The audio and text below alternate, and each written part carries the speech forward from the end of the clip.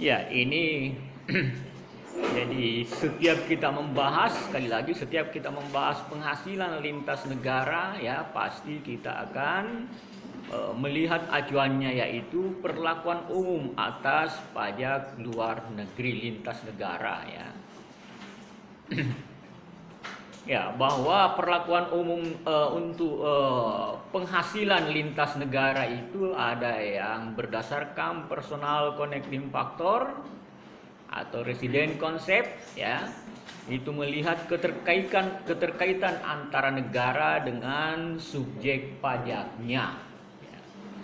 Jadi hak pemajakan suatu negara berdasarkan atas subjek pajaknya.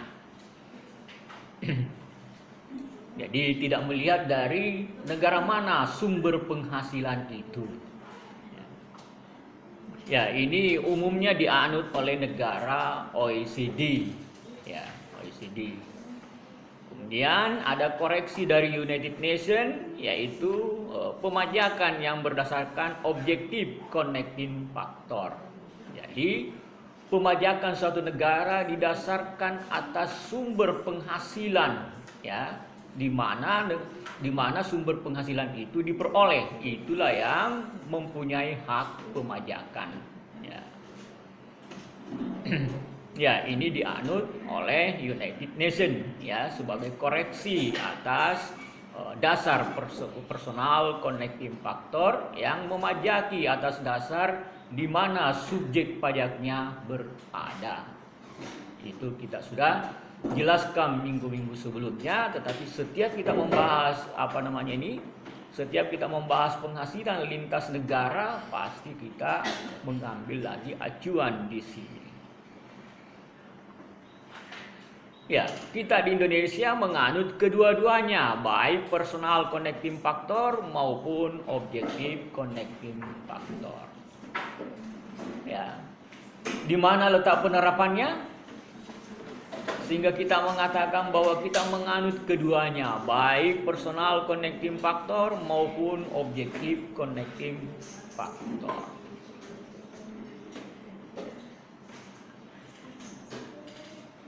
Ya, di mana penerapannya?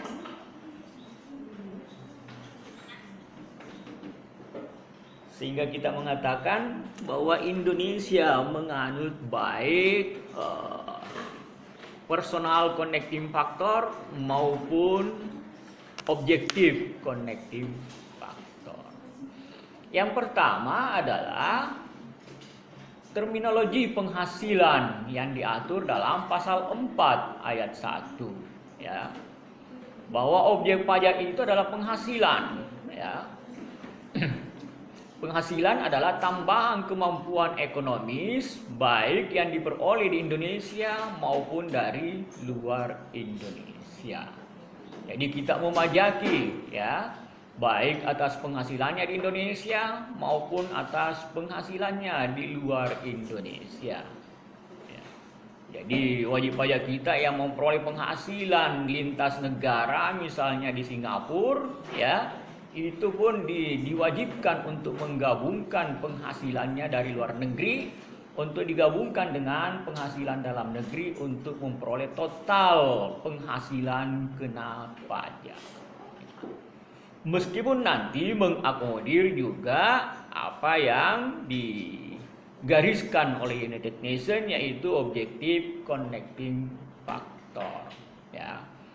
Bahwa kita memang mengakuinya, kita mengharuskan mereka untuk mengakui penghasilan itu, tetapi nanti pajak yang dibayar di luar negeri itu bisa menjadi pengurang objek pajak, ya, bisa menjadi pengurang objek pajak.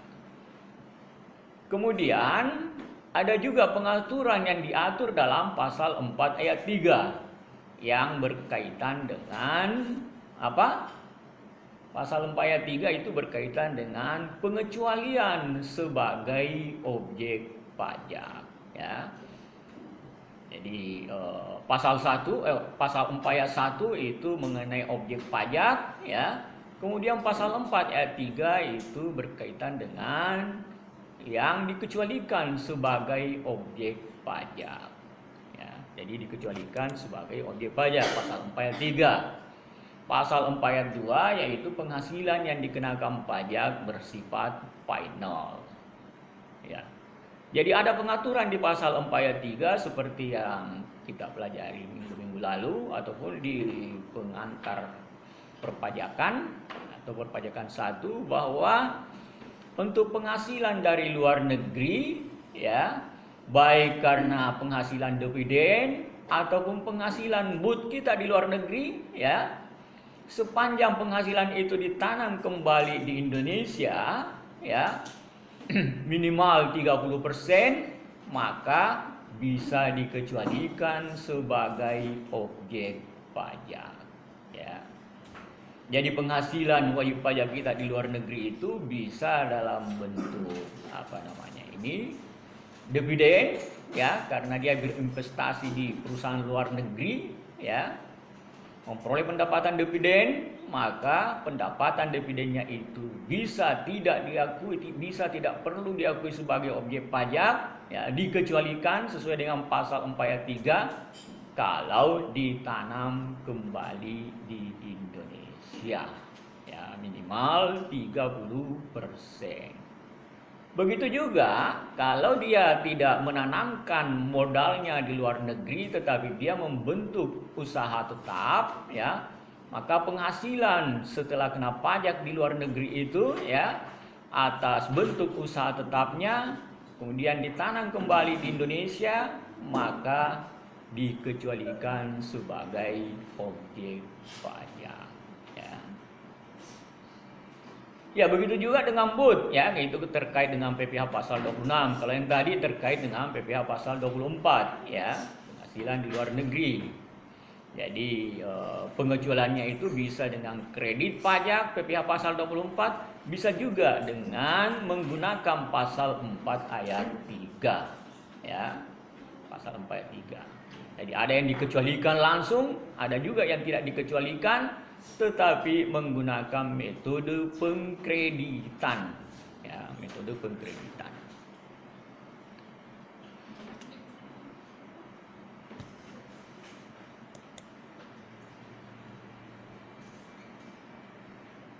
Ya, jadi seperti yang dijelaskan tadi, yurisdiksi pemajakan di Indonesia menganut baik yurisdiksi domisili maupun yurisdiksi sumber, ya, sumber.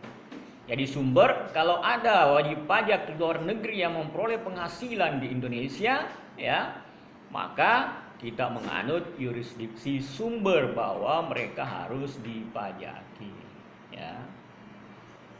Dipajaki melalui PPh pasal berapa? Pasal 26, ya.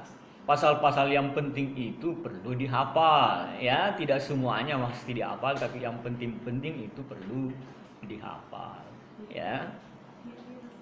Seperti kalau Anda menjadi konsultan pajak misalnya, ya, tidak ada keharusan untuk itu, ya. Tetapi jangan sampai setiap ditanya, saya tunggu dulu, ya, saya cari dulu, ya, jangan, ya.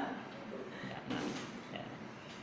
Ya, pernah dulu waktu saya masih ini, ya, ada perusahaan yang saya bantu berhadapan dengan orang pajak, ya. Orang pajaknya itu, ya, saya lihat agak kesusu, jadi saya pepet, ya, masih nakal waktu itu, ya. Di mana? Saya tunggu dulu. Jadi dia tidak temukan karena dipepet, ya. Ya, itu kalau hanya mencari kebenaran formal tanpa kebenaran material, ya. Jadi dia tidak bisa ditemukan karena dipepet, ya.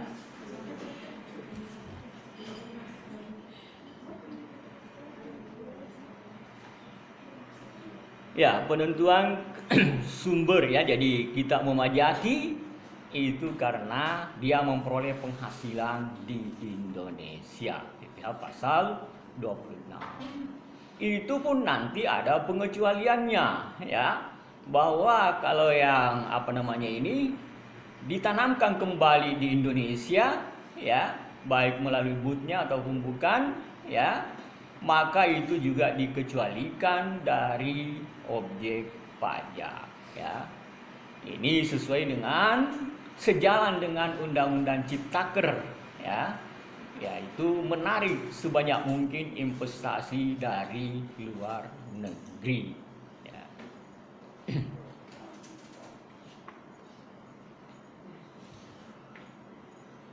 Ya, dasar hukum yurisdiksi sumber penghasilan tentu saja yang pertama adalah pasal 26. Ya. Pasal 26, kemudian pasal 5 yang terkait dengan bentuk usaha tetap. Ya. Kemudian pasal undang-undang nomor ini ya, pasal 18 ya, pasal 18 itu terkait dengan apa? Adanya kewenangan Menteri Keuangan untuk menetapkan saat diperolehnya penghasilan bagi wajib pajak yang mempunyai kepemilikan minimal 50% di luar negeri.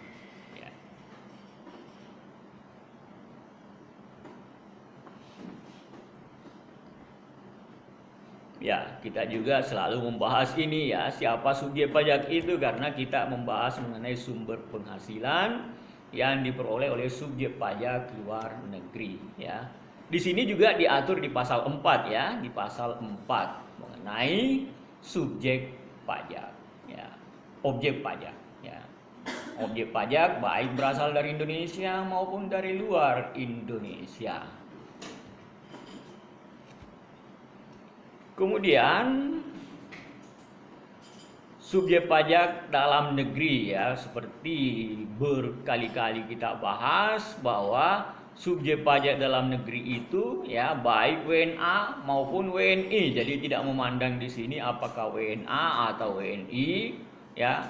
Kalau bertempat tinggal di Indonesia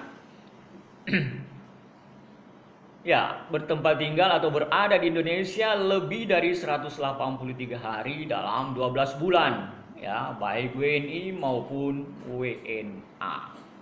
Itu menjadi subjek pajak dalam negeri yang bisa berbenturan dengan ketentuan perpajakan di Amerika ya.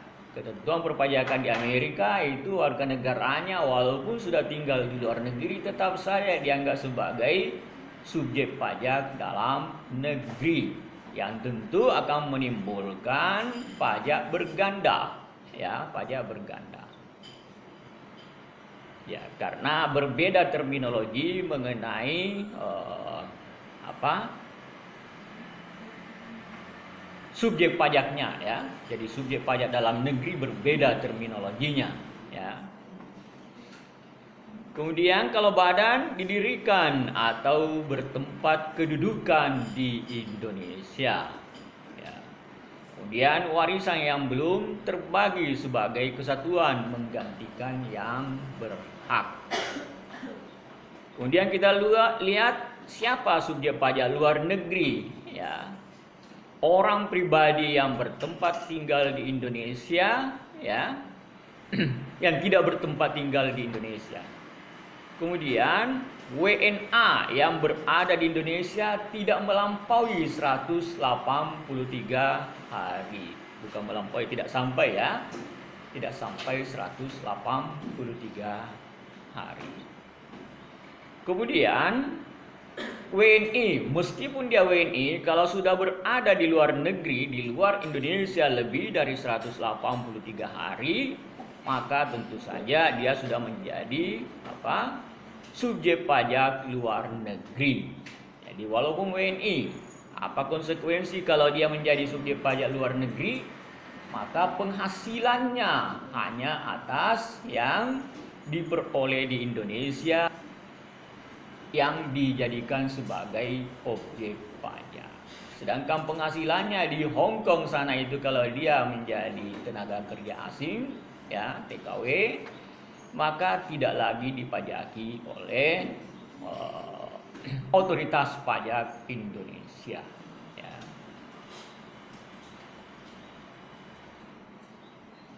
Itu kalau WNI berada di luar Indonesia 183 hari ya. Kemudian WNA yang berada di Indonesia ya, yang tidak melampaui 183 hari. Penghasilannya yang diperoleh dari Indonesia bisa melalui BUT, bisa juga tidak melalui BUT ya. Bisa melalui BUT, jadi dia membentuk usaha di sini ya. Apakah berupa pabrik, perwakilan ya. Itu semua merupakan BUT. Ada juga yang tidak melalui BUT ya. Misalnya di sini ada importir ya, mengimpor barang dari luar negeri. Berarti dia memperoleh penghasilan dari Indonesia, tidak melalui BUT ya. Apa kewajiban dari importir ini ya? Tentu saja dia harus memotong penghasilan yang diberikan kepada subjek pajak luar negeri itu.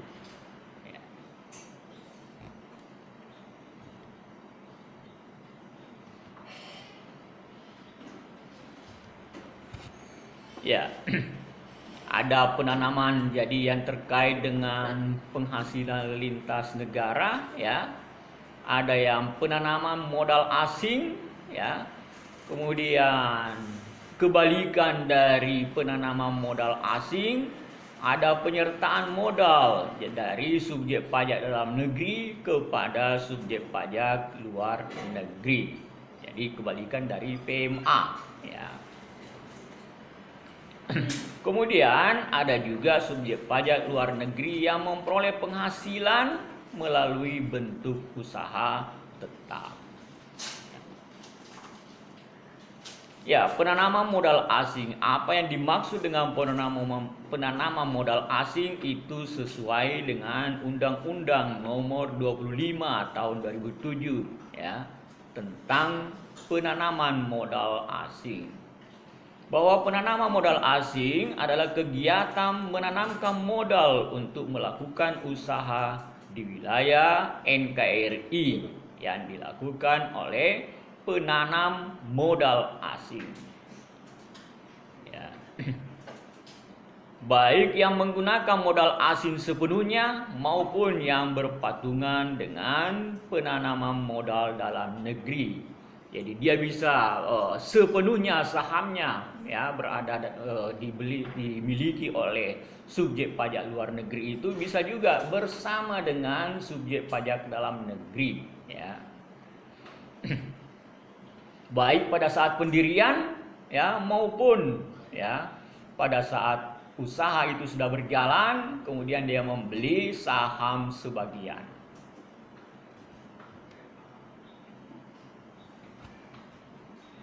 Ya, ketentuan dari perundangan kita bahwa penanaman modal asing wajib dalam bentuk perseroan terbatas ya, berdasarkan hukum Indonesia dan berkedudukan di wilayah negara Republik Indonesia ya. Ya, undang-undang itu selalu tidak sempit ya, kecuali ditentukan oleh undang-undang, kecuali ditentukan lain oleh undang-undang.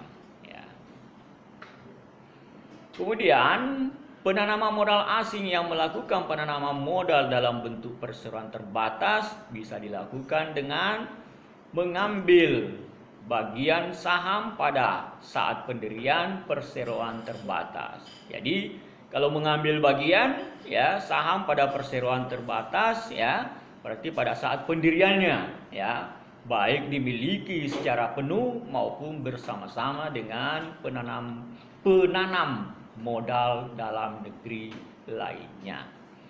Ya, karena di sini berdasarkan undang-undang disebut penanam modal, tidak disebut sebagai subjek pajak dalam negeri karena itu adalah terminologi dalam undang-undang perpajakan. Ya. Kemudian bisa juga dengan membeli saham, berarti bukan pada saat pendirian, sudah berjalan. Ya, sudah berjalan usaha itu, kemudian dia membeli saham sebagian. Ya, karena undang-undang harus luas ya, harus ditentukan melakukan cara lain sesuai dengan ketentuan perundangan.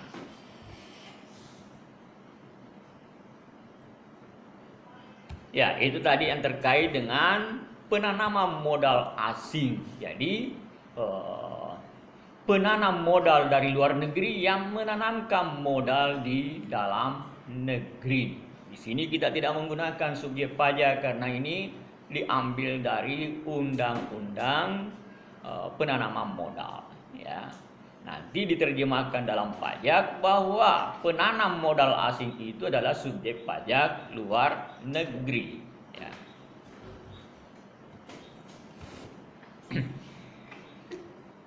Kemudian kebalikan dari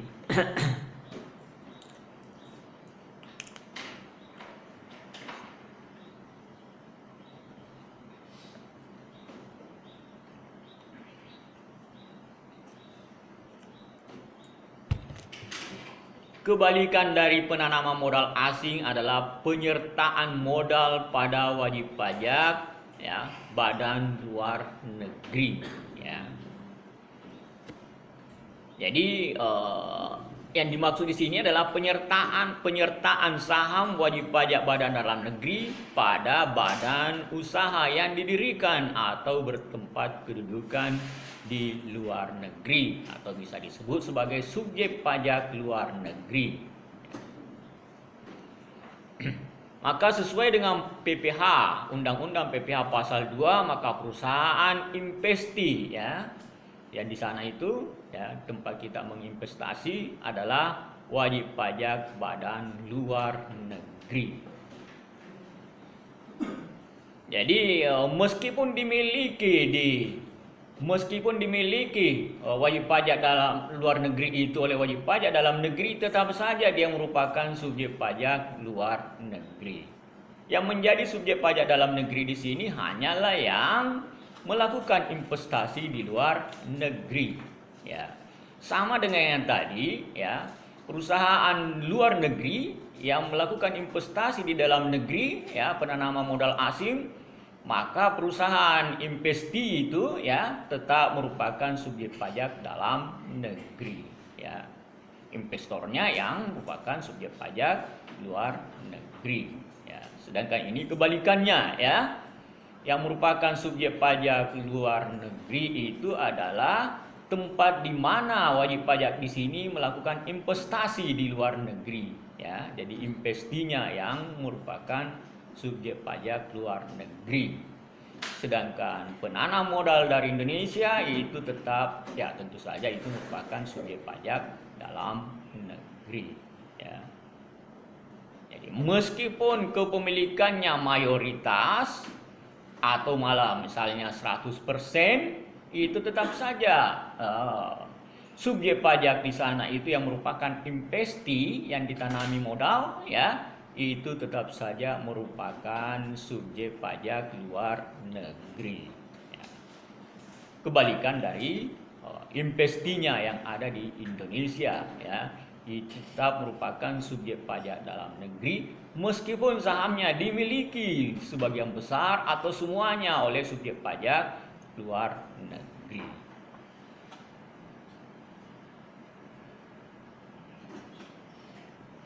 Kemudian pasal 18 ayat 2 mengatur mengenai adanya hubungan istimewa, ya, hubungan istimewa.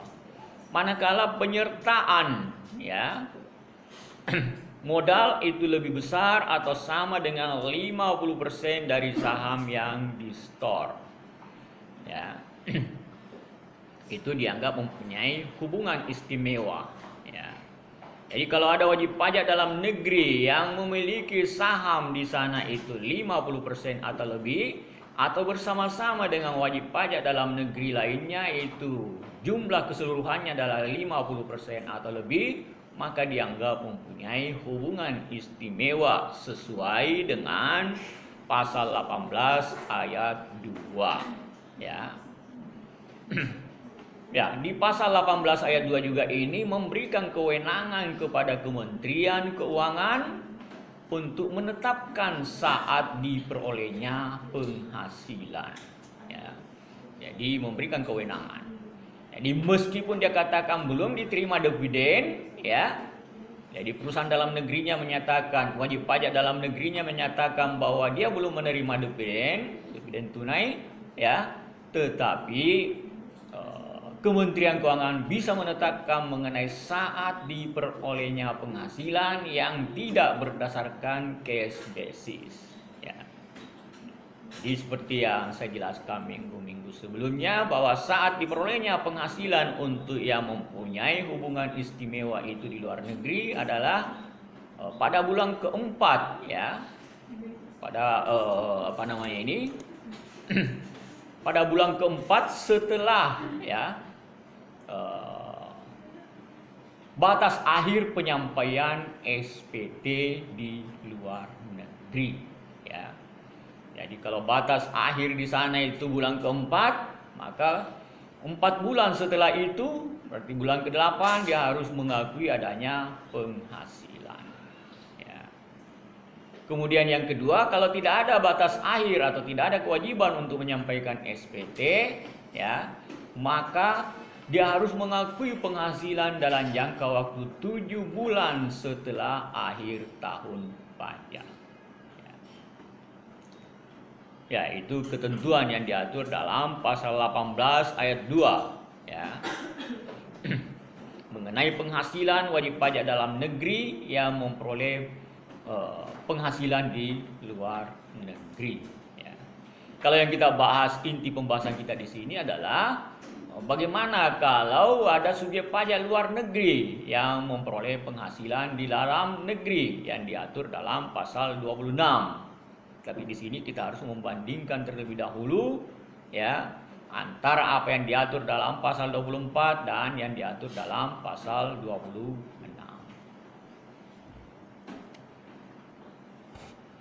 Ya. Kemudian wajib pajak luar negeri atau subjek pajak luar negeri itu bisa juga memperoleh penghasilan tidak dengan menanam modal pada perusahaan dalam negeri, tetapi melalui bentuk usaha tetap. Ya, melalui bentuk usaha tetap. Ya, jadi bentuk usaha tetap adalah subjek pajak luar negeri yang menjalankan usaha atau melakukan kegiatan di Indonesia, bisa berupa tempat kedudukan manajemen, cabang perusahaan, kantor perwakilan, gedung kantor, pabrik, bengkel, ya, dan seterusnya, ya. Ini sesuai dengan pasal 5, ya, pasal 5 terkait dengan bentuk usaha tetap.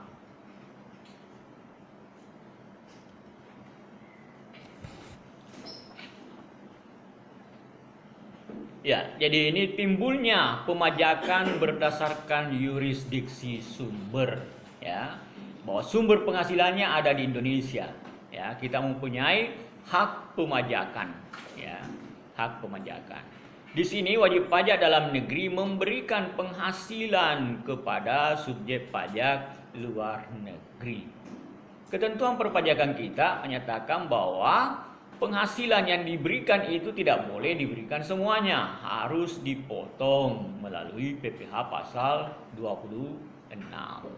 Ya. Jadi tidak boleh diberikan semuanya.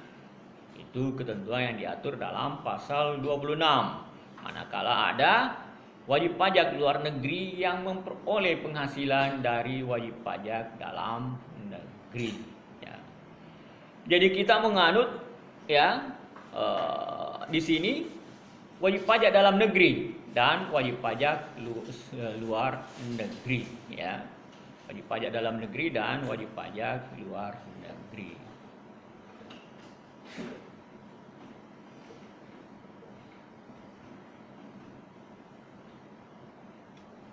Ya, di sini juga perbedaan kita dengan Amerika, ya. Kalau ada wajib pajak dalam negeri badan misalnya, ya,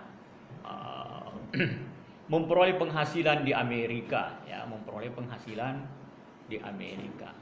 Kemudian dia menugaskan teknisinya ke sana, ya, untuk memperoleh penghasilan di luar negeri, ya.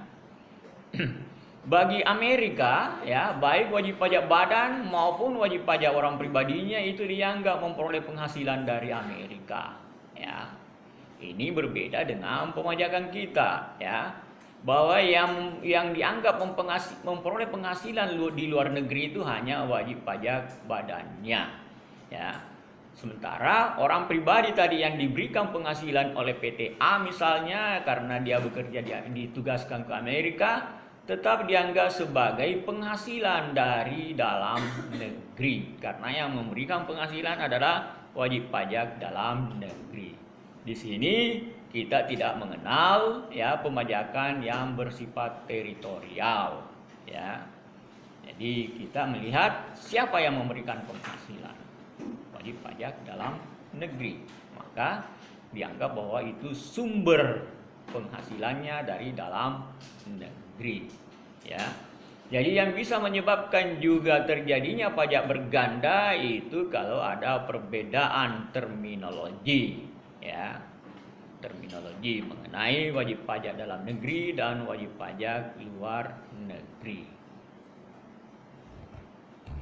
ya. Perbedaan mengenai sumber ya, kalau sumber ya menurut kita ya, kalau sumbernya berasal dari wajib pajak luar negeri maka baru dikatakan sebagai penghasilan dari luar negeri. Sementara kalau penghasilannya berasal dari wajib pajak dalam negeri, meskipun itu dibayar bekerja di Amerika, ya tetap saja kita menganggap bahwa dia memperoleh penghasilan dari dalam negeri. Ya. Ini tentu bisa menimbulkan pajak berganda yang harus ditangani dengan perjanjian penghindaran pajak berganda. Karena kita tahu bahwa pajak berganda itu bisa menyebabkan terjadinya kelesuan perdagangan internasional ya, karena wajib pajak merasa ya ini kita dipajaki 2 kali ya. Menjadi kewajiban dari semua negara di dunia untuk menghindari yang namanya pajak berganda. Kalau berbeda asas pemajakan, maka pasti itu akan menimbulkan pajak berganda. Meskipun sama asas pemajakannya, kalau terminologinya yang berbeda, itu juga akan menimbulkan pajak berganda yang harus dihindari ya.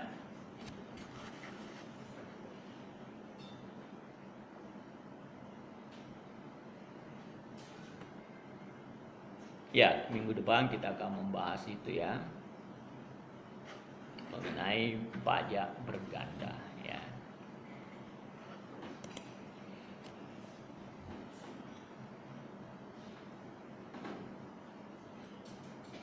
Ya, sumber penghasilan wajib pajak badan luar negeri dari dalam negeri ya. Ya, yang pertama diperoleh dari wajib pajak dalam negeri. Kemudian diperoleh dari penyelenggara kegiatan meskipun dia bukan merupakan wajib pajak ya. Kalau ada penyelenggara kegiatan misalnya menyelenggarakan konser musik ya, mengundang siapa itu, Dua Lipa misalnya ya. Ya, itu kan yang terkenal sekarang ya.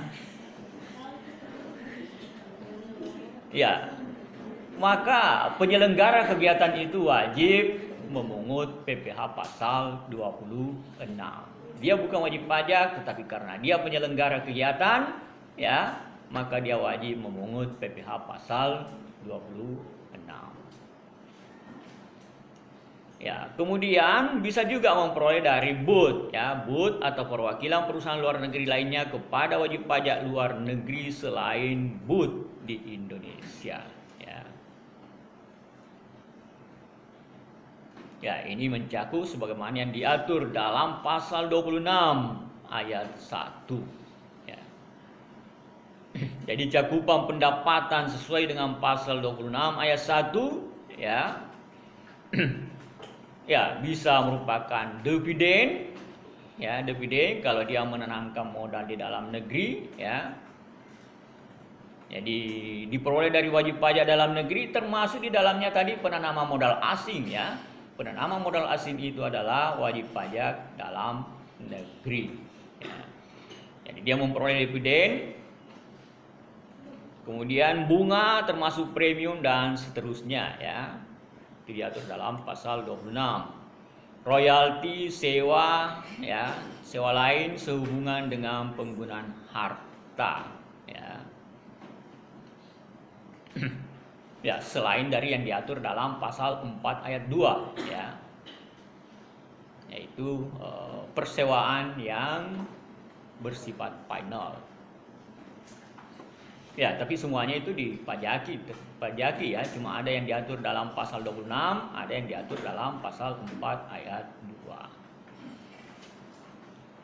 2. Imbalan sehubungan dengan jasa, pekerjaan dan kegiatan ya. Jadi imbalan sehubungan dengan PJK ya, pekerjaan, jasa dan kegiatan yang diperoleh dari Indonesia. Kemudian hadiah dan penghargaan yang diberikan oleh subjek pajak dalam negeri kepada subjek pajak luar negeri. Kemudian pensiun ya, dan pembayaran berkala lainnya dan seterusnya ya.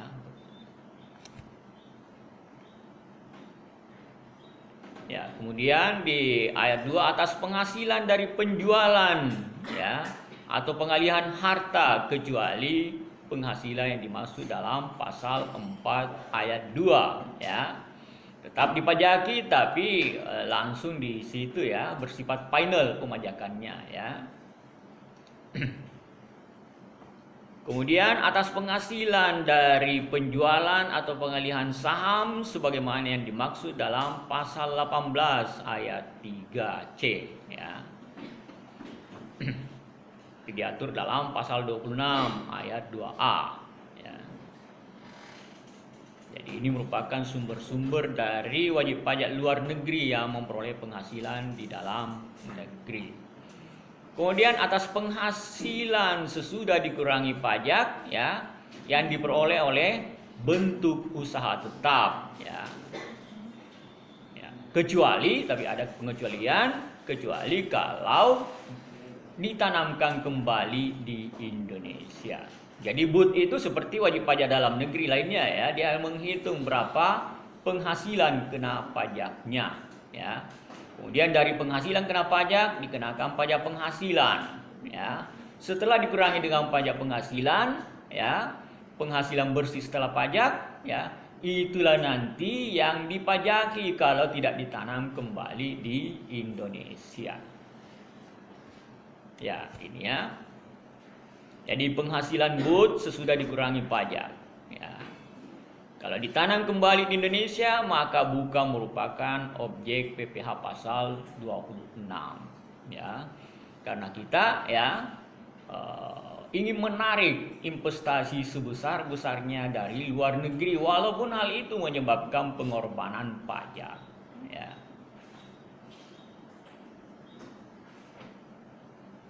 Ya, ini terutama untuk negara-negara berkembang ya. Itu selalu ingin menarik investasi dari luar negeri ya.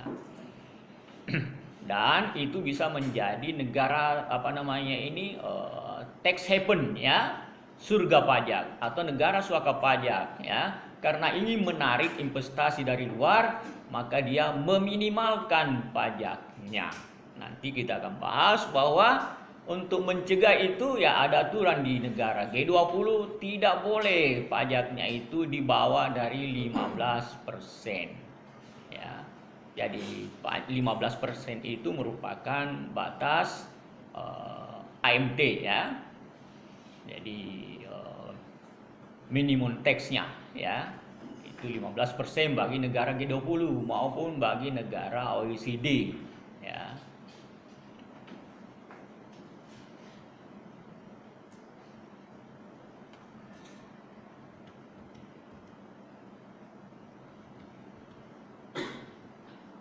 Kenapa hilang dari ya?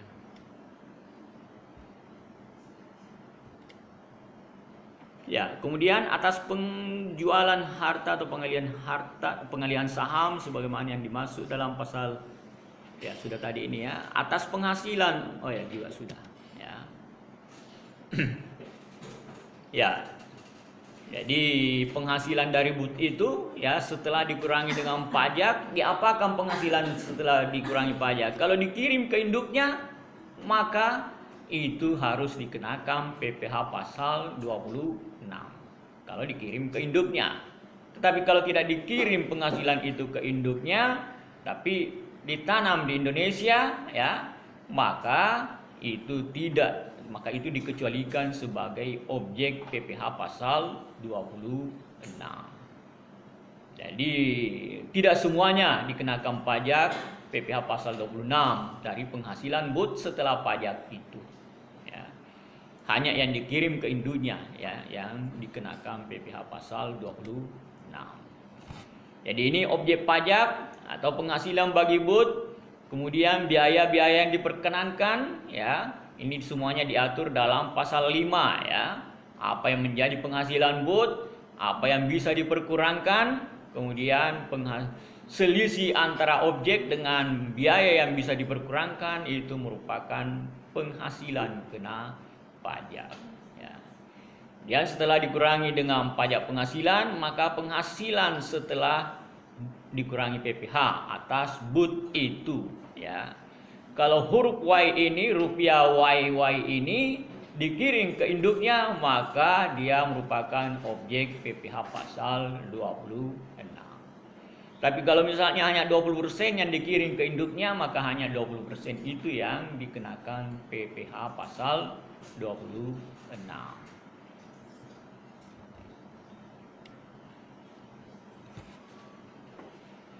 Ya. Kemudian dipertegas lagi ya di penjelasan angka 4 PPh pasal 26 ya, yang bukan merupakan objek PPh pasal 26 itu ditanam kembali Indonesia dalam bentuk ya. Jadi bentuk penanamannya yang pertama adalah penyertaan modal pada perusahaan yang baru didirikan dan berkedudukan di Indonesia sebagai peserta pendiri. Jadi bisa perusahaan yang sudah berjalan ya dibeli sahamnya, bisa juga dia mendirikan ya, baik semuanya maupun bersama-sama dengan wajib pajak dalam negeri lainnya ya. Jadi baru didirikan, dia yang mendirikan ya. Kemudian penyertaan modal pada perusahaan yang sudah didirikan. Jadi perusahaannya sudah ada, dibeli sahamnya ya. Jadi berkedudukan di Indonesia sebagai pemegang saham. Dia membeli saham yang sudah berjalan. Kemudian pembelian aktiva tetap ya, yang digunakan oleh BUT untuk menjalankan usaha atau BUT ya untuk melakukan kegiatan di Indonesia. Ya. Jadi ini juga tidak dikenakan pajak ya.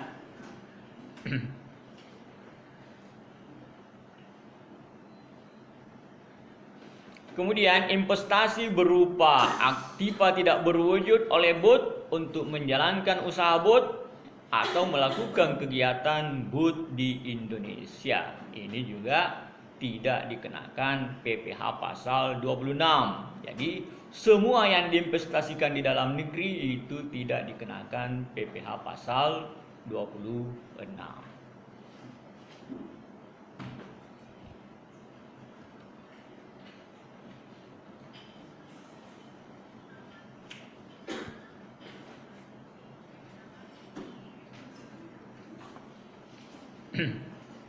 Kemudian mekanisme pemajakan ya, mekanisme pemajakan.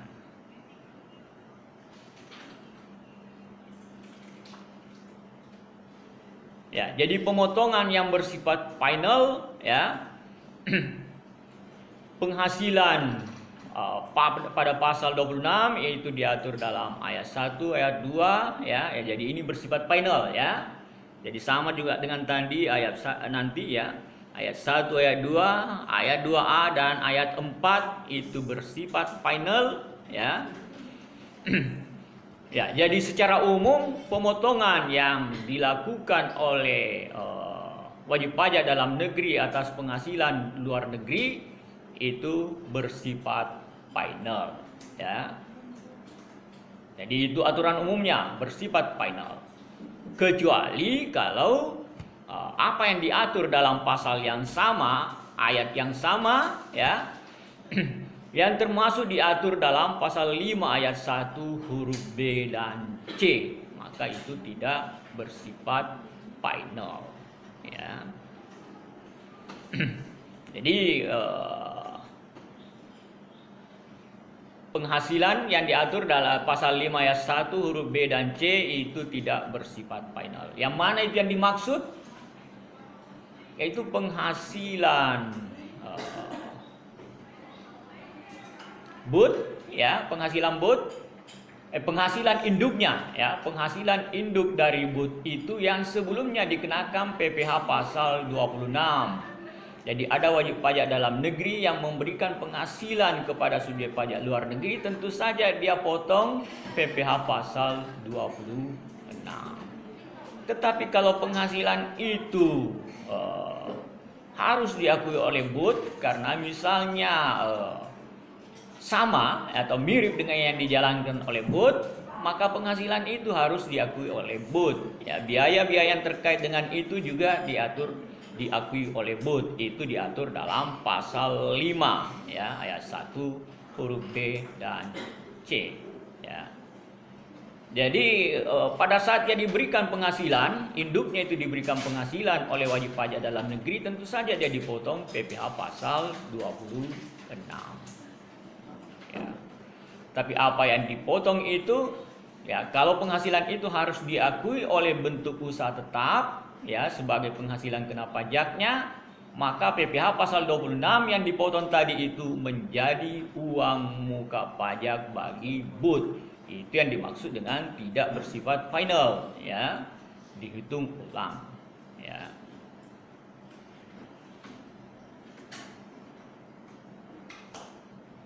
Kemudian yang juga tidak bersifat final, kalau ada wajib pajak dalam luar negeri, ya, sampai bulan 4 dia masih berstatus sebagai subjek pajak luar negeri.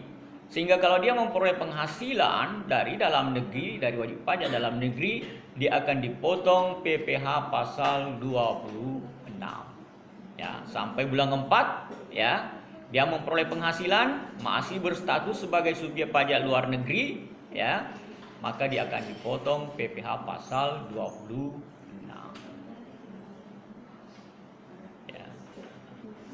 Tapi setelah berubah status menjadi wajib pajak dalam negeri, ya, setelah berubah status menjadi wajib pajak dalam negeri, maka apa yang telah dipotong tadi itu bisa dikreditkan. Tetapi juga penghasilan yang diperoleh sebelum menjadi subjek pajak dalam negeri itu harus digabungkan, harus diakui sebagai penghasilan kena pajak, ya. Jadi setelah menjadi subjek pajak dalam negeri pada bulan Mei misalnya, ya, maka seluruh penghasilan yang diperoleh dalam tahun pajak itu sebelum menjadi subjek pajak dalam negeri, yaitu penghasilan dari bulan 1 sampai dengan bulan 4, itu harus diakui sebagai penghasilan, ya, oleh yang berubah status itu, ya. Dan diimbangi dengan dibolehkannya mengkreditkan pajak yang dipotong sebagai PPh pasal 26 tadi untuk menjadi kredit pajak. Oke, bisa dipahami, ya. Kalau ada yang tidak jelas silakan ditanyakan.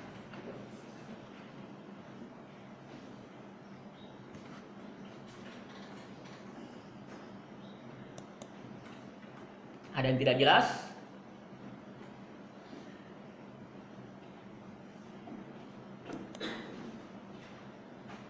Ya, yang terkait dengan pasal 26 yang diatur dalam pasal 5, ya. Jadi pasal 26 dengan pasal 5 itu saling menunjuk, ya. Di pasal 5 menyatakan bahwa yang menjadi objek pajak bentuk usaha tetap adalah penghasilan dari usahanya sendiri atau kegiatannya, ya, yang dijalankan di Indonesia. Kemudian penghasilan kantor pusat dari usaha atau kegiatan penjualan barang atau pemberian jasa di Indonesia yang sejenis dengan yang dijalankan atau yang dilakukan oleh BUT. Maka ini juga harus diakui sebagai penghasilan BUT. Meskipun yang menerima penghasilan itu adalah induknya di luar negeri, ya, tetap harus diakui oleh BUT. Kemudian penghasilan yang dimaksud dengan PPh pasal 26 yang diterima atau diperoleh kantor pusat sepanjang terdapat hubungan efektif antara bentuk usaha tetap dengan harta atau kegiatan yang memberikan penghasilan tersebut, itu juga harus diakui oleh bentuk usaha tetap. Tapi sekali lagi, PPh pasal 26 yang dipotong sebelumnya itu oleh pemberi penghasilan kepada subjek pajak luar negeri tadi harus dipotong PPh pasal 26 dan menjadi kredit pajak bagi bentuk usaha tetap. Jadi penghasilannya harus diakui oleh BUT, tetapi juga PPh pasal 26 yang dipotong atas penghasilan yang harus diakui itu juga bisa dikreditkan oleh BUT.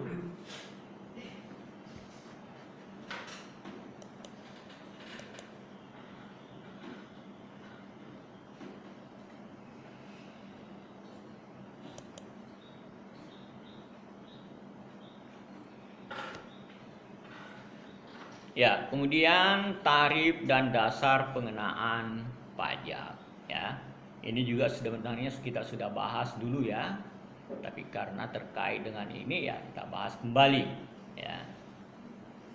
Jadi yang dulu itu dia dianggap sebagai dasarnya, ya di sini sudah menjadi pembahasan. Jadi tarif dan dasar pengenaan pajak. Tarifnya itu adalah 20% dari jumlah bruto, ya, oleh pihak yang wajib membayar sebagaimana yang diatur dalam pasal 26 ayat 1 huruf A sampai H yang tadi, ya. Jadi 20% dari jumlah bruto, ya, untuk penghasilan yang diatur dalam pasal 26 ayat 1 huruf A sampai dengan huruf H.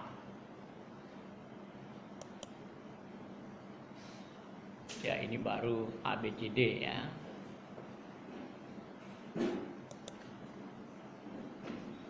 Nah, itu tarif pertama 20% kali jumlah bruto.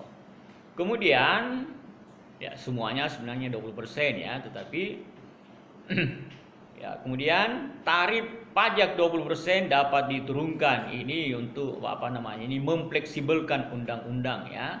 Memang 20% itu diatur, tetapi ketentuan pajak membolehkan diturunkannya, ya, dengan peraturan pemerintah dari jumlah bruto oleh pihak yang wajib memberikan wajib membayar sebagaimana yang diatur dalam pasal 26 ayat 1, ya. Jadi bisa dibawa dari 20% dengan peraturan pemerintah. Jadi tarif 20% sekali lagi, ya, itu yang ditetapkan, tetapi kalau ditentukan lain dalam peraturan pemerintah bisa di bawah 20%. Misalnya kita mempunyai perjanjian penghindaran pajak berganda dengan negara lain, maka kita bisa menurunkan, ya. Jadi tarif 20% ini kalau tidak ada perjanjian penghindaran pajak berganda. Tetapi kalau kita melakukan perjanjian penghindaran pajak berganda, ya, maka tarif itu yang harus digunakan. Misalnya perjanjian penghindaran pajak berganda kita dengan Singapura itu kita misalnya hanya bisa memajaki 10%-nya, ya. Maka bisa diturunkan dengan tarif 10%, ya, tetapi harus diatur, ya. Kemudian tarif pajak 20% dari perkiraan penghasilan neto atas penghasilan dari penjualan atau pengalihan harta, ya, sebagaimana yang dimaksud dalam pasal 26 ayat 2. Jadi tadi itu dari penghasilan bruto, ya. Kalau perkiraan penghasilan neto nanti harus bisa diterjemahkan, ya. Apa arti dari perkiraan penghasilan neto yang dimaksud di sini, ya. Kalau bruto jelas ya. Jadi 20% dari jumlah bruto itu berlaku untuk huruf A sampai dengan huruf H.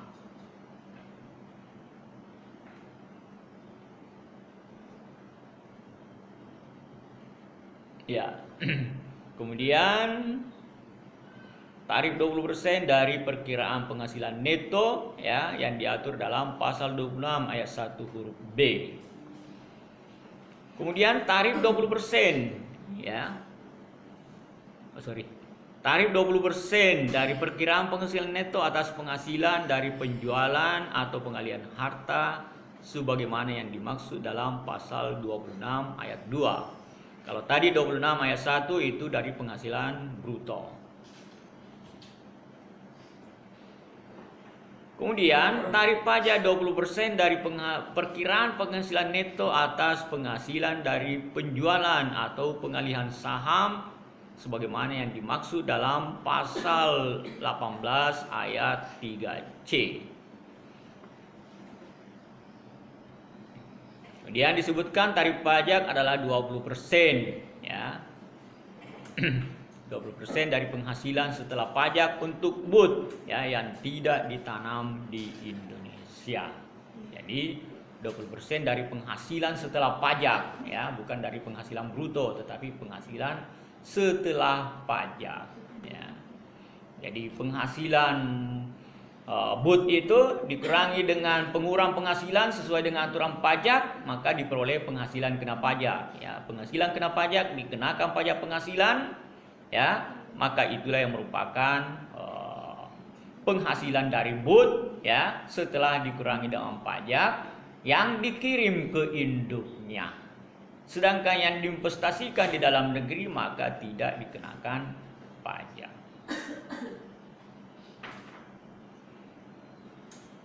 Kemudian tarif pajak adalah 20% dapat diturunkan dengan PP ya dari jumlah bruto oleh pihak yang wajib membayar pajak sebagaimana yang diatur dalam pasal 26 ayat 1 huruf B.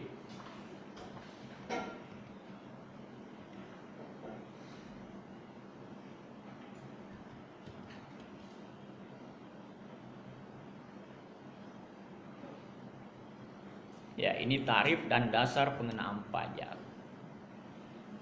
Kemudian, ya tadi dikatakan perkiraan penghasilan neto itu harus ada terminologinya. Apa itu perkiraan penghasilan neto?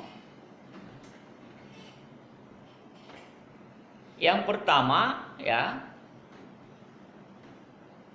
Penghasilan neto itu adalah perkiraan penghasilan neto itu adalah 25% dari harga jual berlaku untuk penjualan pengalihan harta di Indonesia ya. Pengalihan harta di Indonesia berupa saham perseroan yang diperoleh wajib pajak dalam negeri ya. Jadi kalau dari hasil penjualan ya, penjualan atau pengalihan harta misalnya 1 miliar ya, 1 miliar penghasilan brutonya, maka dianggap sebagai perkiraan penghasilan neto itu adalah 250 juta. 250 juta itulah yang dikenakan tarif 20% ya. Karena dikatakan 20% dari perkiraan penghasilan neto.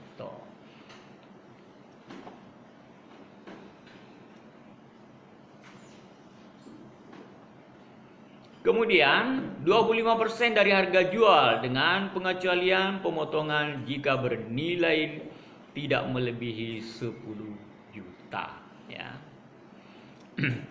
Jadi 25% dari harga jual ya dengan pengecualian ya pemotongan jika bernilai tidak melebihi 10 juta maka tidak perlu dipotong.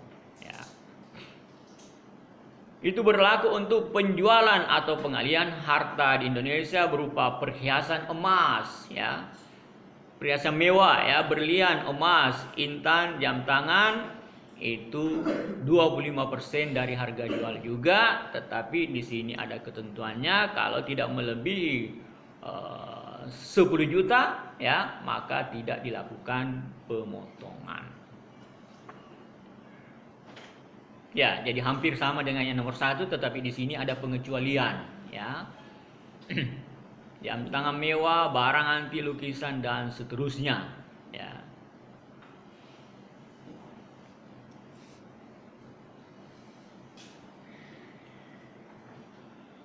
Ya, jadi kalau harganya misalnya 10 miliar, ya, kapal pesiar dan pesawat terbang ringan 10 miliar misalnya, ya. Kemudian dasar pengenaan pajaknya adalah 25% kali 10 miliar. Berarti 2 miliar 500 juta. Itulah yang dikenakan tarif 20%.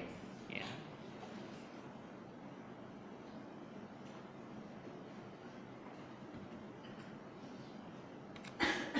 Kemudian terminologi berikutnya adalah 50% dari jumlah premi yang dibayarkan. Berlaku untuk premi yang dibayar, ya, tertanggung kepada perusahaan asuransi di luar negeri, ya.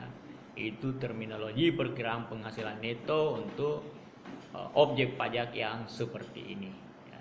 50% dari jumlah premi yang dibayarkan. Kemudian terminologi berikutnya untuk penghasilan neto adalah 10% dari premi yang dibayarkan. Berlaku untuk premi yang dibayar oleh perusahaan asuransi yang berkedudukan di Indonesia kepada perusahaan asuransi di luar negeri. Kemudian terminologi berikutnya adalah 5% dari jumlah premi yang dibayarkan. Berlaku untuk premi yang dibayar oleh perusahaan reasuransi yang berkedudukan di Indonesia kepada perusahaan asuransi di luar negeri. Ya, itu terminologi, ya.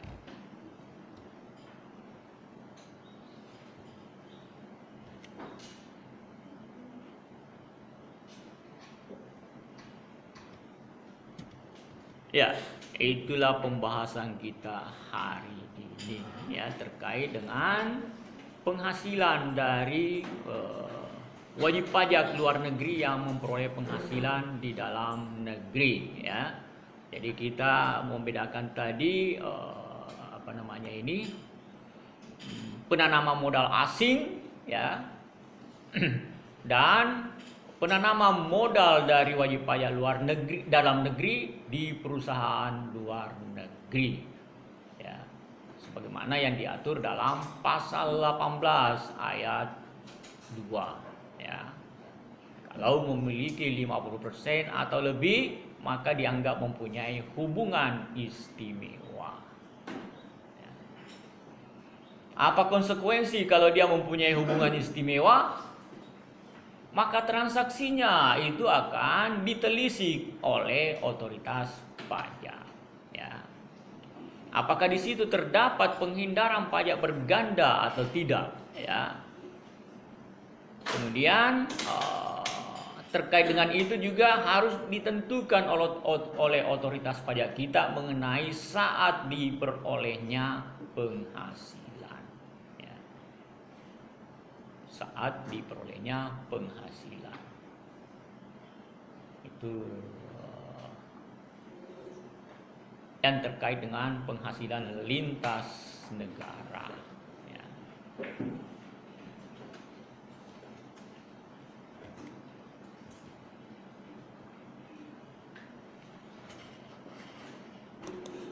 Oke, ada pertanyaan sampai di sini?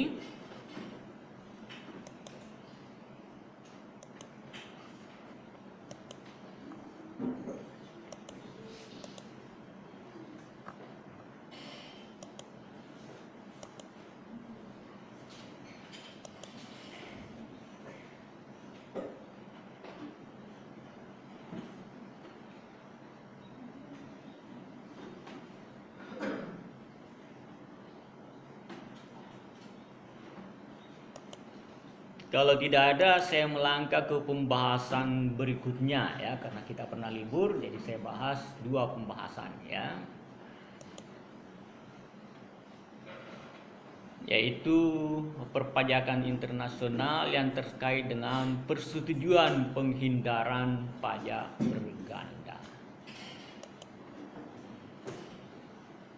Ya, pokok pembahasannya itu ada dasar hukum, kemudian model, sifat dan tujuan umum, kemudian struktur P3B, ya, kemudian pemajakan atas penghasilan transportasi internasional, kemudian pengecualian perusahaan kontrak bagi hasil, kemudian pembatasan pemanfaatan P3B.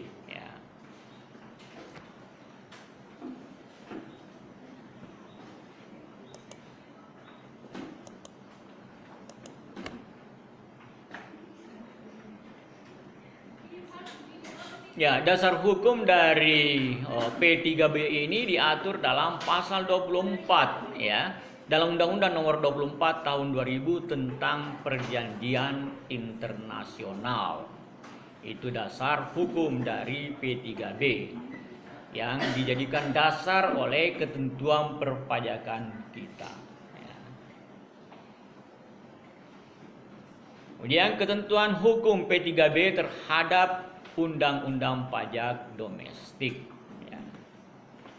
Jadi kedudukan umum P3B terhadap Undang-Undang Pajak Domestik. Jadi setiap negara mempunyai kedaulatan dalam menetapkan hukum pajaknya. Ya.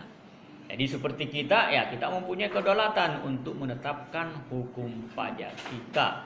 Seperti yang diatur dalam pasal 4 misalnya ya, pasal 4 ayat 1 kita menganut pemajakan yang menganut prinsip worldwide income, bahwa kita melakukan pemajakan dari mana saja ya, baik atas penghasilan dalam negeri maupun dari luar negeri.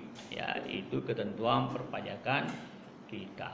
Ya, meskipun nanti juga diatur mengenai adanya kredit pajak dari luar negeri, ya, kredit pajak atas penghasilan yang telah atas pajak penghasilan yang telah dibayar di luar negeri, ataupun adanya pengecualian penghasilan yang dikenakan pajak seperti yang dibahas tadi, ya.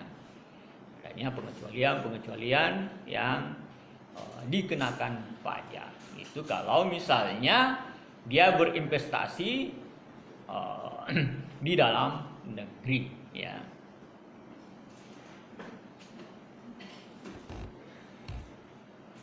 Kemudian kedudukan P3B di suatu negara adalah tergantung pada sistem perundangan negara tersebut, ya.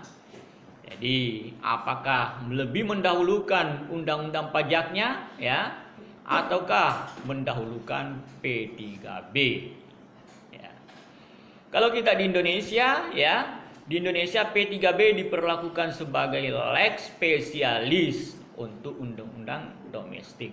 Jadi undang-undang perpajakan kita itu sendiri sudah merupakan lex spesialis, ya. Tetapi ada lagi pengaturan lex spesialis yang diatur dalam undang-undang P3B, ya. Kita tahu bahwa lex spesialis itu kedudukan hukumnya lebih tinggi dari lex generalis, ya. Jadi kedudukan hukumnya, ya.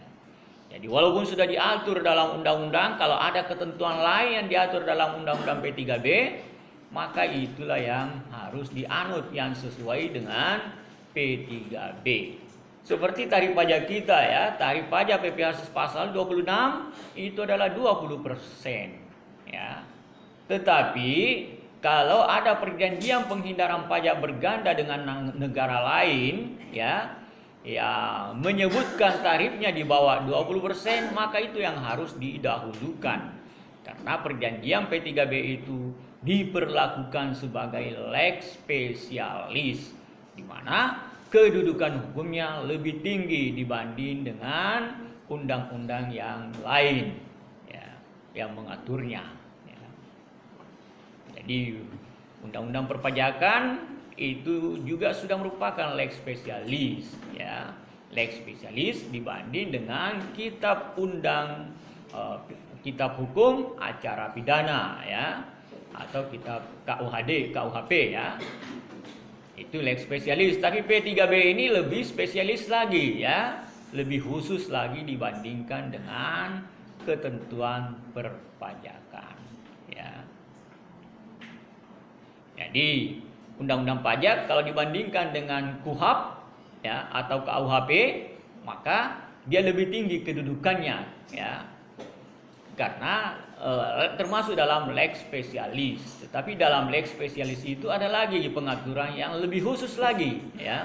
Maka kedudukan hukumnya itu lebih tinggi ya. Tapi memang juga undang-undang kita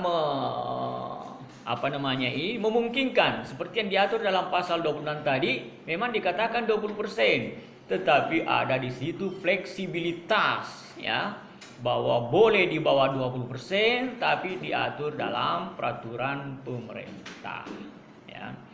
Peraturan pemerintah itulah nanti yang mengakomodir perjanjian penghindaran pajak berganda.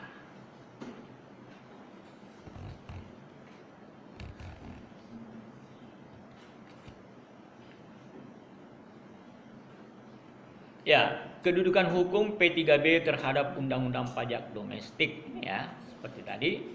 Kemudian alasan memperlakukan sebagai lex spesialis ya, lex spesialis. Jadi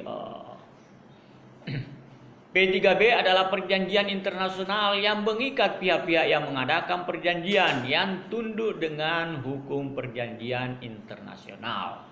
Itu yang mengikat kita untuk memperlakukannya sebagai lex spesialis ya. Seperti kalau kita sudah masuk anggota negara G20, maka kita harus mematuhi perjanjian-perjanjian yang ada di G20 itu ya. Banyak dulu ya, setelah kita mengundangkan undang-undang HPP dan undang-undang Ciptaker, banyak paket-paket insentif pajak untuk wajib pajak luar negeri di Indonesia itu tidak jadi diundangkan, tidak jadi dijadikan peraturan karena bertentangan dengan kesepakatan yang ada di negara G20 ya. Jadi negara G20 itu kemudian memuat aturan-aturan yang bisa bertentangan dengan ketentuan perpajakan kita. Andai kata itu menjadi peraturan pemerintah atau peraturan Menteri Keuangan. Itu yang membatalkan dulu niat dari otoritas pajak kita ya, untuk menetapkan apa yang sudah dirancang sebagai peraturan Menteri Keuangan atau peraturan pemerintah untuk mengundang investor dari luar negeri ya, dengan menurunkan tarif pajak misalnya ya, atau memberikan kemudahan perpajakan bagi subjek pajak luar negeri. Itu yang pernah saya baca di website pajak ya, banyaknya ketentuan perpajakan yang sudah dirancang tetapi batal untuk dijadikan sebagai peraturan karena bertentangan dengan aturan yang ada di negara G20. Terlebih lagi pada tahun ini itu juga kita sudah menjadi negara OECD yang tentu saja harus tunduk pada peraturan yang ada di negara-negara kesepakatan negara-negara OECD ya. Jadi kita tidak boleh menetapkan tarif misalnya di bawah 15%, karena itu dianggap sebagai, bila dibawa dari 15% maka itu sudah dianggap sebagai tax haven ya. Tax haven itu merupakan musuh dari negara-negara maju ya. Musuh dari negara maju, diinginkan oleh negara berkembang karena kita mengundang investor dari luar ya.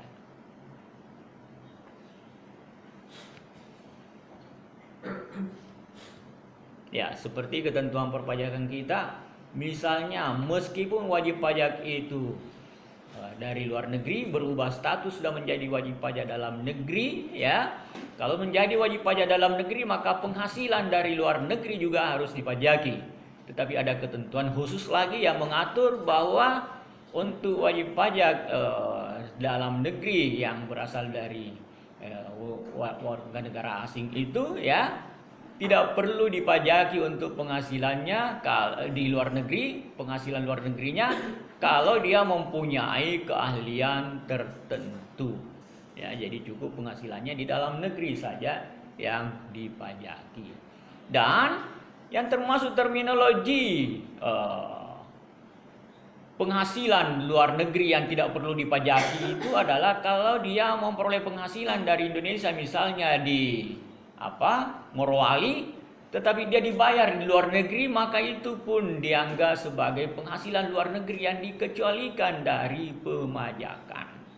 Ya, itu dikecualikan dari pemajakan kalau memenuhi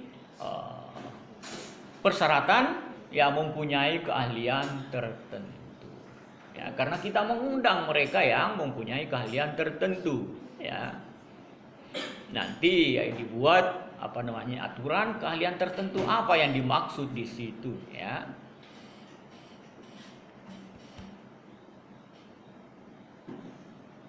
Ya, jadi kenapa kita memperlakukan sebagai leg spesialis? Ya, karena P3B adalah perjanjian internasional yang mengikat pihak-pihak yang mengadakan perjanjian yang tunduk dengan hukum perjanjian internasional. Kemudian P3B merupakan rekonsiliasi agar ketentuan pajak domestik masing-masing negara mengadakan perjanjian, ya. Negara yang mengadakan perjanjian. Jadi rekonsiliasi, ada yang menganut ini, ada yang menganut ini, ya. Kemudian direkonsiliasi supaya ketentuan perpajakan itu sama, ya, sehingga tidak terjadi pajak berganda, ya. Jadi perlu sekali untuk membuat perjanjian penghindaran pajak berganda untuk ditaati oleh semua negara yang bersepakat, ya. Jadi perjanjian penghindaran pajak berganda bisa bersifat bilateral, bisa juga bersifat multilateral seperti antar negara OECD atau antar negara P3B. Antar negara OECD atau antar negara G20 maksud saya, ya. Atau kita di ASEAN, ya, kita juga bisa melakukan perjanjian penghindaran pajak berganda.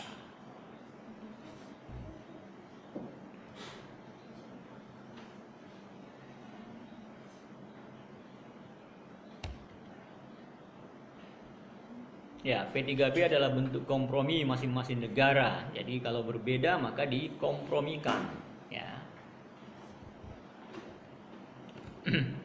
Kemudian P3B bertujuan agar tidak terjadi pemajakan berganda atas penghasilan yang sama yang diterima oleh subjek pajak yang sama dalam tahun yang sama, ya. Itu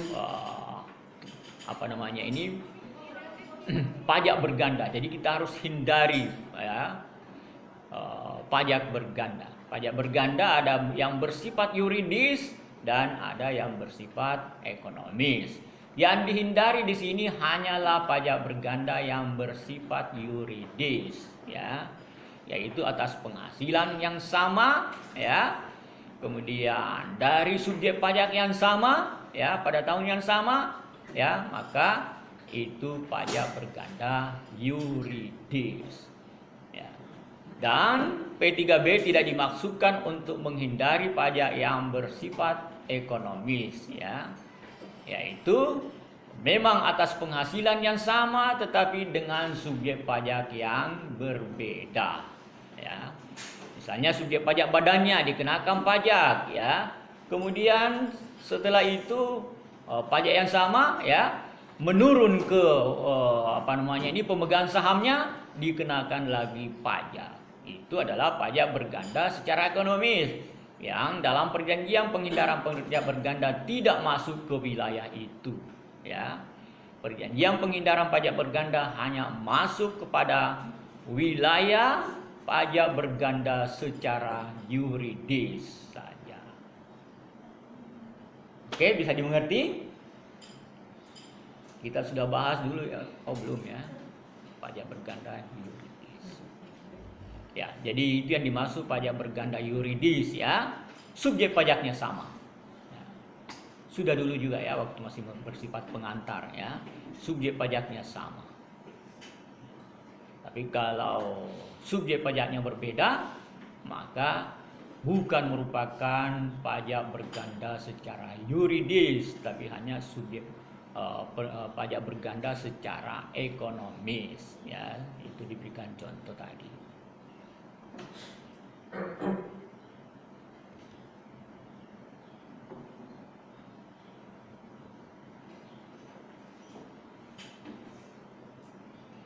Kemudian penerapannya ya, P3B membatasi hak pemajakan suatu negara untuk mengenakan pajak atas penghasilan tersebut. Jadi P3B membatasi hak pemajakan suatu negara untuk mengenakan pajak atas suatu penghasilan tersebut ya. Jadi bisa diminta untuk menurunkan tarifnya misalnya ya, jadi membatasi ya, jadi membatasi hak pemajakan. Jadi kalau kita misalnya hak pemajakan kita adalah 20%, kalau ada ada subjek pajak luar negeri yang memperoleh penghasilan di dalam negeri, dengan perjanjian P3B kita bisa dibatasi misalnya hanya mengenakan tarif 10%. Ya, dengan perjanjian P3B.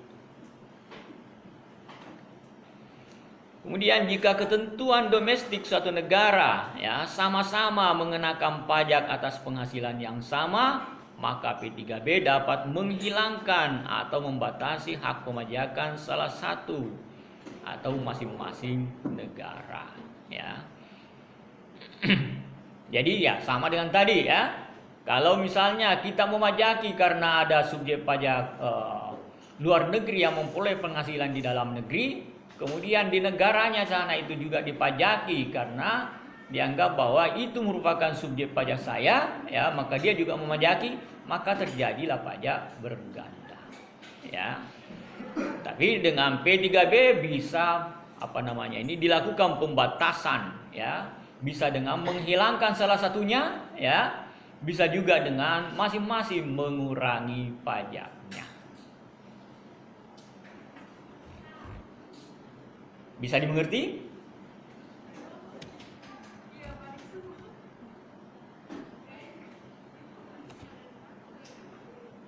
Ya. Kemudian agar P3B dapat menjadi sumber hukum, maka di suatu negara, suatu P3B ya harus melalui proses ratifikasi atau pengesahan. Jadi kalau kita sudah, misalnya di Indonesia ya, kita sudah melakukan perjanjian penghindaran pajak berganda, maka itu harus diratifikasi dengan membuat undang-undang ataupun peraturan pemerintah ya yang bisa menjalankan perjanjian dalam P3B itu. Jadi atas dasar P3B kemudian kita membuat peraturan pemerintah. Seperti tadi yang diatur dalam pasal 26, tarifnya memang 20%, tetapi bisa lebih rendah dari situ kalau ada peraturan pemerintah yang mengaturnya, ya. Salah satu penyebab terjadinya pengaturan itu adalah karena adanya perjanjian penghindaran pajak berganda.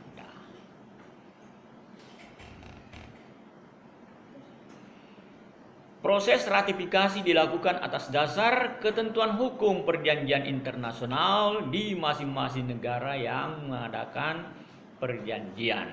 Ya, jadi proses ratifikasi dilakukan atas dasar ketentuan hukum perpajakan internasional. Ya.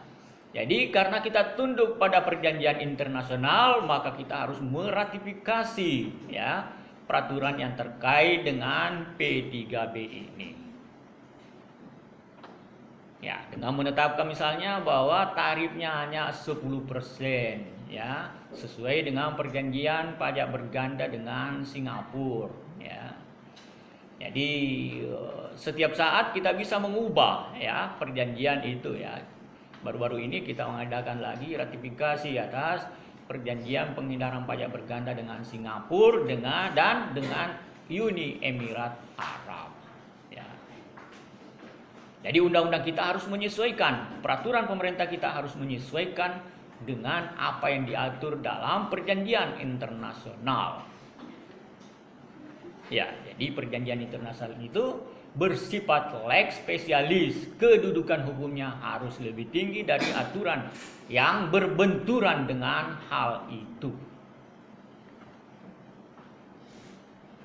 Saat P3B telah diratifikasi oleh suatu negara, maka ratifikasi tersebut harus diberitahukan kepada negara mitranya. Jadi setelah kita menetapkan peraturan pemerintah misalnya yang berkait dengan perjanjian internasional itu, maka kita harus memberitahukan kepada negara mitra, ya.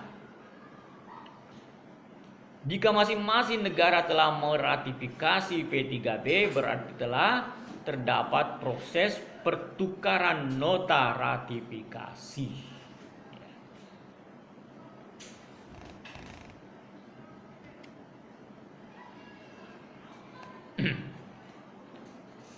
Kemudian, agar P3B dapat menjadi sumber hukum, maka di suatu negara, suatu P3B melalui proses sudah tadi ini ya. Kenapa double?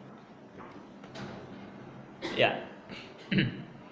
Kemudian pada umumnya ratifikasi P3B di banyak negara dilakukan melalui persetujuan parlemen, ya, seperti misalnya Kanada, ya, kemudian Inggris, Amerika itu harus melalui persetujuan parlemen, ya. Jadi di Indonesia, ya, sesuai dengan pasal 11 ayat 1 Undang-Undang Nomor 24 tahun 2000 tentang perjanjian internasional, proses ratifikasi P3B cukup dengan penerbitan Kepres, ya. Kemudian diberitahukan kepada DPR. Jadi kalau Kepres atau peraturan pemerintah itu tidak perlu diratifikasi oleh melibatkan DPR, ya. Jadi semua yang bukan undang-undang itu hanya ditetapkan secara sepihak oleh pemerintah. Tidak perlu dibahas oleh DPR di DPR. Cukup diberitahukan. Karena panjang lagi urusannya kalau berhubungan dengan DPR, ya. Panjang lagi urusannya. Jadi cukup dengan penetapan pemerintah atas dasar perjanjian yang telah dibuat dengan negara lain, ya. Tidak perlu lagi berpanjang-panjang dengan melibatkan DPR, ya. Karena sering juga DPR melakukan tantangan, ya, kelihatan gagah, ya. Ya, tapi pada akhirnya setuju, ya. Jadi banyak negara, ya, untuk ratifikasi undang-undangnya itu harus disetujui oleh parlemen. Kita di Indonesia tidak perlu, cukup dengan Kepres, ya. Kepres. Kemudian diturunkan dengan peraturan pemerintah, ya. Kalau perlu lagi dengan peraturan Menteri Keuangan.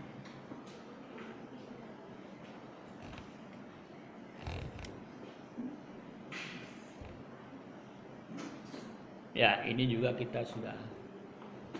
Oke, saya lanjutkan minggu depan, ya, masih membahas ini dan dilanjutkan dengan pembahasan berikutnya. Kalau ini sesi 11, ya, maka kita tuntaskan sesi 11 minggu depan ditambah dengan sesi 12, ya. Jadi tidak bisa satu kali kita bahas, ya. Baik, ada pertanyaan sampai di sini?